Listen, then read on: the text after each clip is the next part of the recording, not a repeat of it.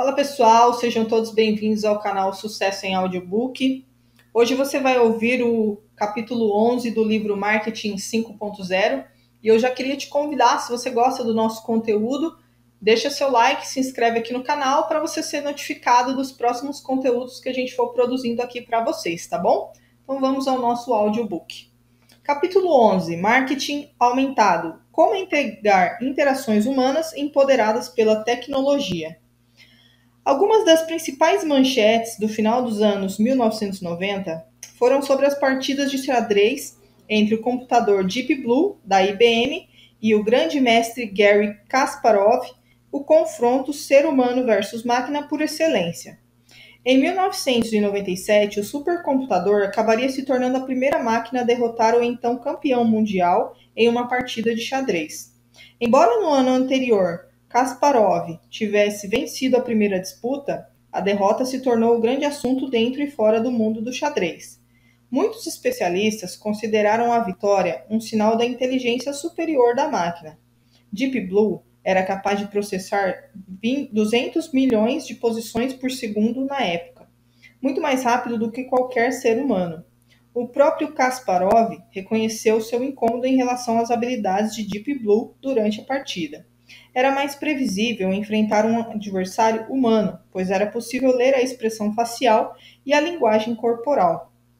Na esteira desse episódio, muitos jogadores de xadrez, inclusive Kasparov, se mostraram curiosos em relação à possibilidade de ampliar sua competência no jogo com um computador ao lado.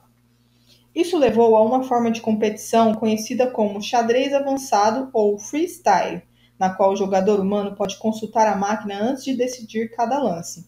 Um fato revolucionário se deu em 2005, quando, em um torneio, com a participação de grandes mestres e supercomputadores, a vitória ficou com dois jogadores amadores, Steven Crampton e Zachary Stephen, auxiliados por três computadores comuns, TeamZax. No caminho até a final, vários grandes mestres, com a ajuda de computadores, derrotaram a maioria dos supercomputadores adversários. A única exceção foi o TeamZax, que também derrotou alguns supercomputadores ao longo do caminho.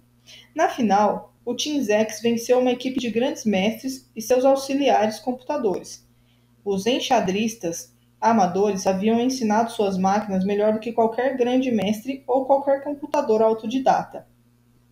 Essa história é contada com frequência como prova de que a colaboração ser humano-máquina é sempre superior a um especialista humano ou uma máquina poderosa. A chave seria encontrar a melhor simbiose entre os dois. Os supercomputadores atuais nem de longe são capazes de replicar a sutileza refinada da inteligência humana, e a concretização do sonho da inteligência artificial geral ainda está longe de acontecer. Mas os computadores têm se mostrado excelentes como substitutos do ser humano em funções específicas. Em vez de construir máquinas capazes de fazer tudo, os especialistas em tecnologia focam no desenvolvimento de inúmeras aplicações de inteligência artificial, mais restritas, nas quais o desempenho da máquina é superior ao do ser humano. Saber exatamente o que e como ensinar aos computadores permitirá a seus treinadores humanos alcançar seu potencial pleno. Essa premissa leva a um movimento de desenvolvimento tecnológico conhecido como amplificação da inteligência, AI, o inverso da inteligência artificial, IA, cujo objetivo é replicar a inteligência humana. A amplificação da inteligência busca aumentar a inteligência humana com o uso da tecnologia. Na AI, o ser humano continua a ser quem toma as decisões, só que com o apoio de uma robusta análise computacional. No marketing, o uso da AI faz todo sentido em áreas nas quais o ser humano ainda é dominante e o computador só pode atuar como sistema de apoio. Portanto, o marketing aumentado se concentra em atividades de marketing que envolvem fortemente interfaces humanas, como vendas e assistência técnica. Nessas funções que fazem intenso uso dos recursos humanos, o papel da tecnologia é aumentar a produtividade, assumindo tarefas de baixo valor e ajudando as pessoas a tomarem decisões mais inteligentes. Como criar interfaces de cliente em camadas? Uma interface de cliente, o modo por meio do qual o consumidor se comunica com a empresa, é parte importante da experiência do cliente. Em setores como hotelaria, saúde, serviços e até tecnologia, algumas interfaces de cliente ainda são assumidas pelo ser humano. Recepcionistas, enfermeiros, consultores e gerentes de grandes contas são ativos cruciais em seus setores, e as máquinas não são páreo para a competência deles na entrega da experiência ideal. Mas recrutar essas pessoas e desenvolver suas competências até que atinjam o desempenho ideal demora anos. Trata-se de uma circunstância que dificulta ganhos de escala para as empresas, criando na prática uma limitação ao crescimento. O marketing aumentado propicia uma solução para esse problema. Interfaces digitais proporcionam maneiras alternativas e novas de o cliente interagir com as marcas e as empresas. A Gartner estima que até 2022, 72% das interações de clientes vão envolver tecnologias emergentes, como IA, chatbots e mensagens de celular.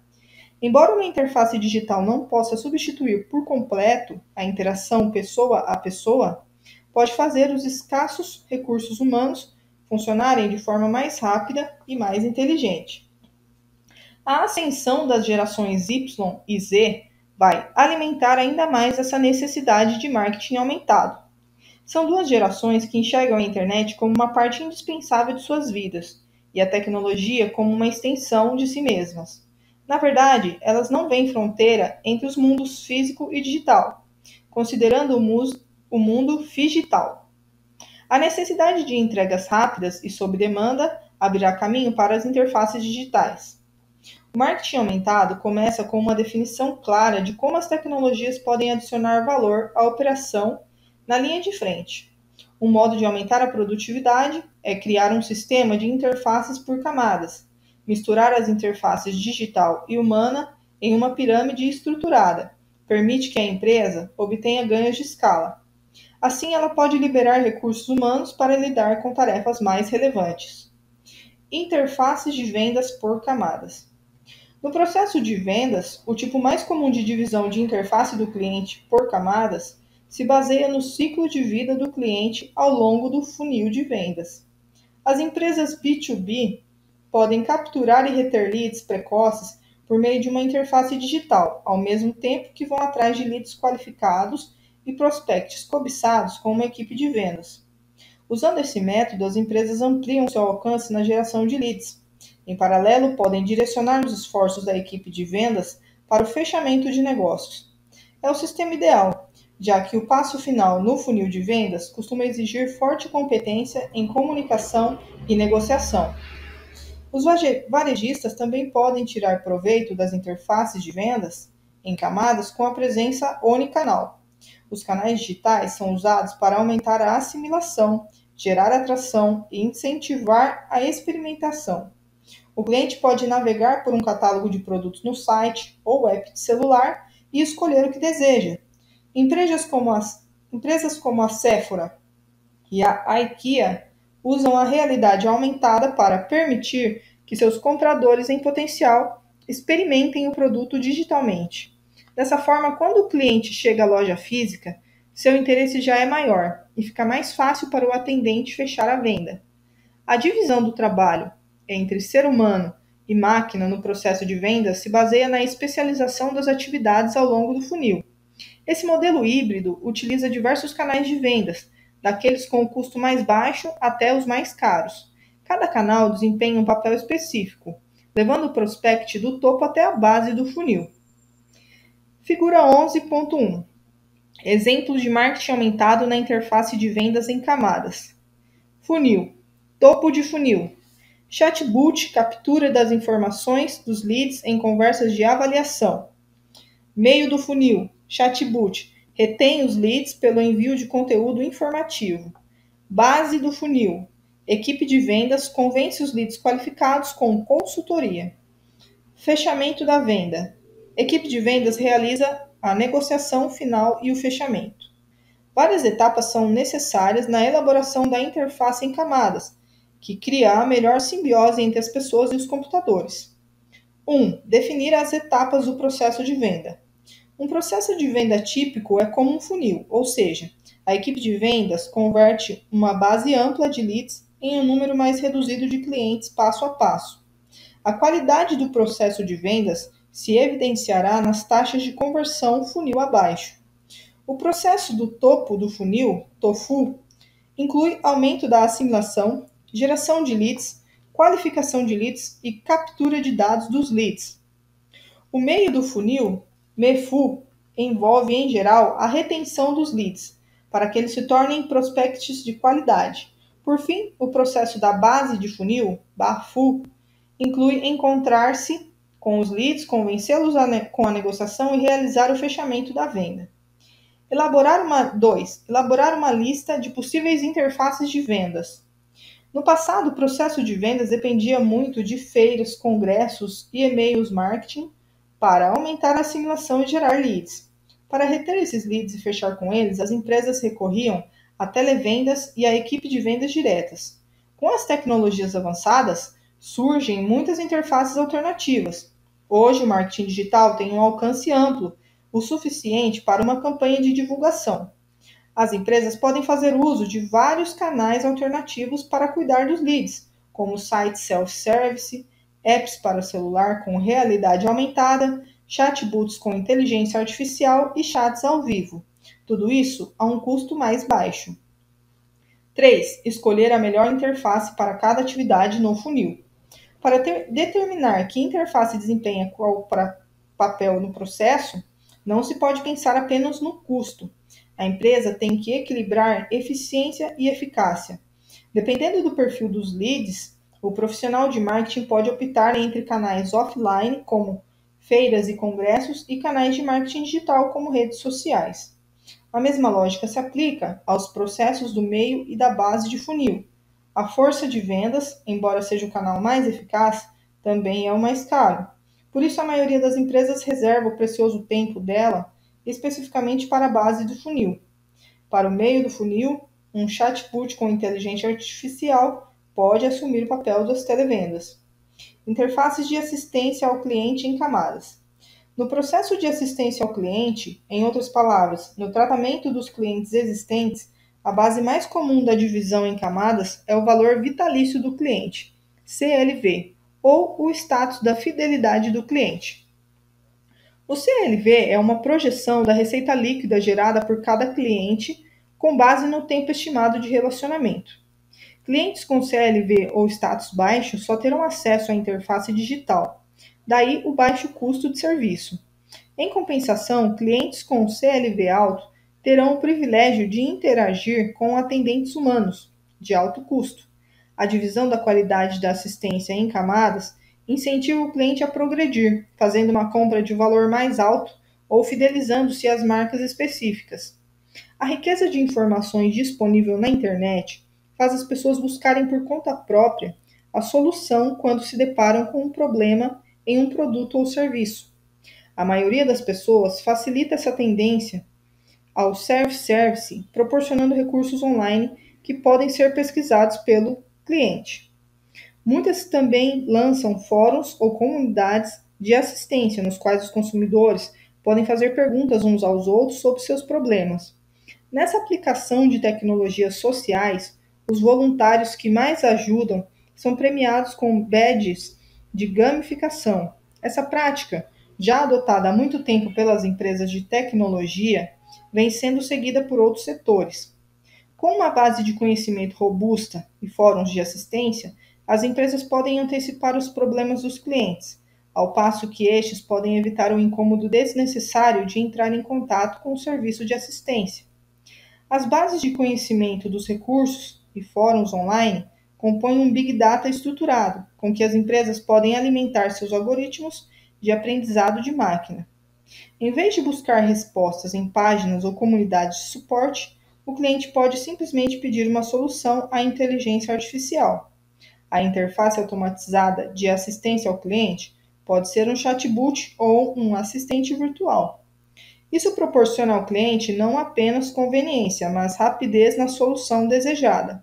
Da mesma forma, as transcrições e os casos dos chats e do telemarketing podem ser transferidos para o motor de inteligência artificial, oferecendo sem estresse opções para o cliente obter respostas às perguntas mais frequentes. As empresas precisam seguir diversos passos para desenvolver um serviço de assistência em camadas com uma simbiose sólida entre ser humano e máquina. 1. Criar uma base de conhecimento de perguntas mais frequentes. As empresas aprendem pelo histórico que a maioria das perguntas dos clientes é básica e repetitiva. Usar representantes de assistência ao cliente para responder essas perguntas é ineficiente. Por isso, a primeira coisa que uma empresa deve fazer é compilar essas perguntas em uma biblioteca de informações de fácil acesso. Boa estruturação e categorização ajudarão o cliente a navegar por essa base de conhecimento. A empresa deve usar storyboards com casos concretos de usuários, situações reais e cenários vivenciados pelos clientes. Além disso, uma boa base de conhecimento deve oferecer uma função de busca. Por fim, deve ser atualizada continuamente com informações novas. 2. Definir o modelo de divisão dos clientes em camadas. Com a análise de dados, as empresas podem avaliar rapidamente um enorme volume de transações, criando um histórico individual do cliente. A empresa só precisa definir um conjunto de critérios para avaliar quanto aquele cliente vale para ela. De modo geral, essa divisão em camadas inclui tanto métricas financeiras, receita, lucratividade, quanto não financeiras, percentual da carteira, duração do relacionamento, importância estratégica. Com base nesses critérios, a empresa pode agrupar os clientes por níveis. Essa divisão tem que ser dinâmica.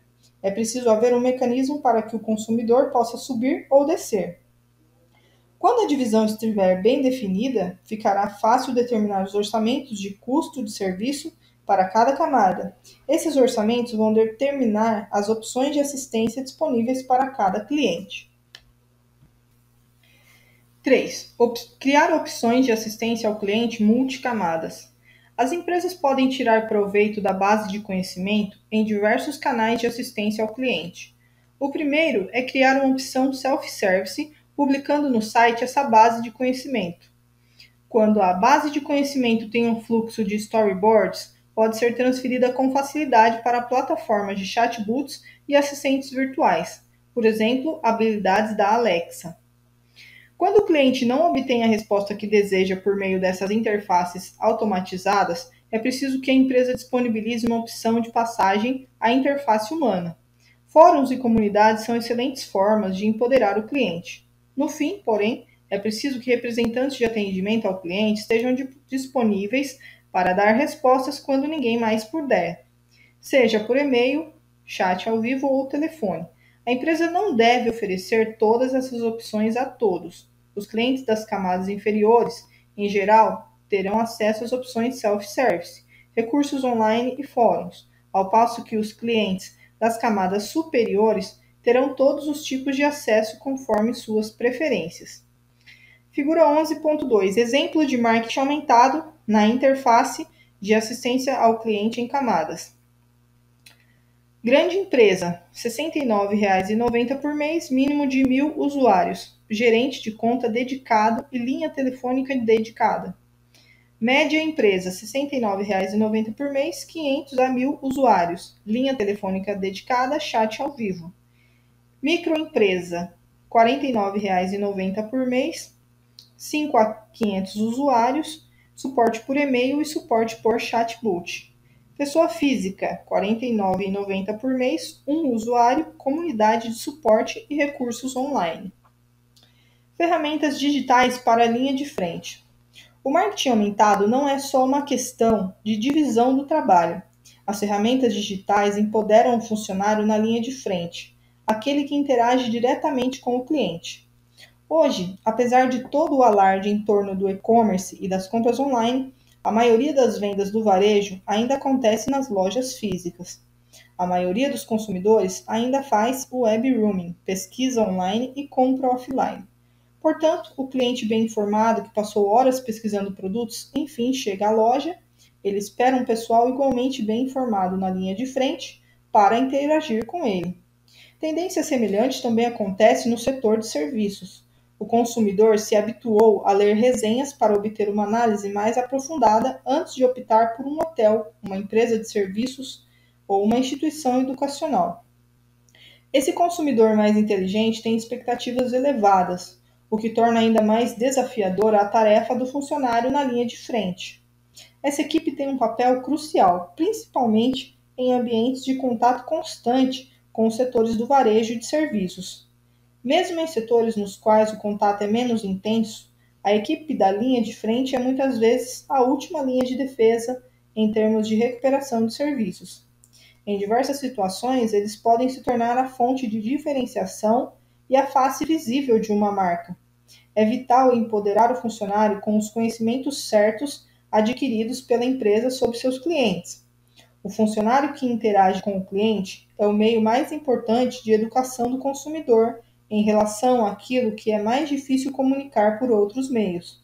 Munida desse tesouro de informações, a equipe da linha de frente se torna mais produtiva.